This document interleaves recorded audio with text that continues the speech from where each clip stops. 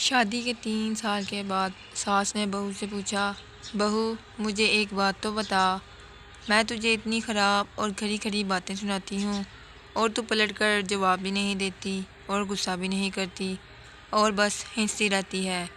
بہو کو جیسے سنانے کو کہانی مل گئی۔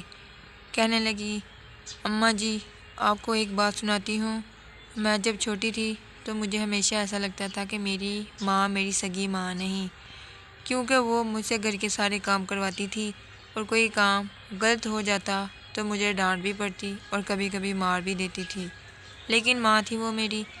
مجھے ان سے ڈر بھی لگتا تھا اور میں نے ان سے کبھی غصہ نہیں کیا۔ یہاں تک کہ میں کالج سے تھکی ہوئی واپس آتی تو آتے ہی کچھ دیر آرام کے بعد مجھے کام کرنے ہوتے تھے۔ پھر جب میری بھابیاں آئی تب تو جیسے میرے کام زیادہ ہی بڑھ گئے۔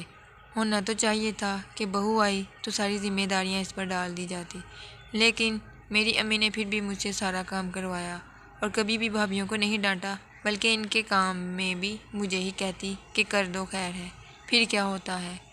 ان کا یہ ایک جملہ ہمیشہ مجھے یاد رہتا ہے۔ وہ کہتی تھی، خیر ہے بیٹی اگلے گھر جا کر تجھے مشکل نہیں ہوگی، اور میں اس جملے سے چڑ گئی تھی۔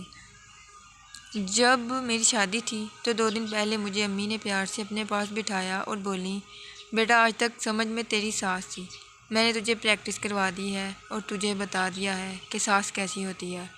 اب آج سے میں تیری ماں ہوں، اب تیری شادی ہو رہی ہے تو بیٹا جب تمہاری ساس تمہیں کچھ کہے تو سمجھنا کہ جیسے میں کہتی تھی ویسے ہی تیری ماں تجھے ڈانٹ رہی ہے۔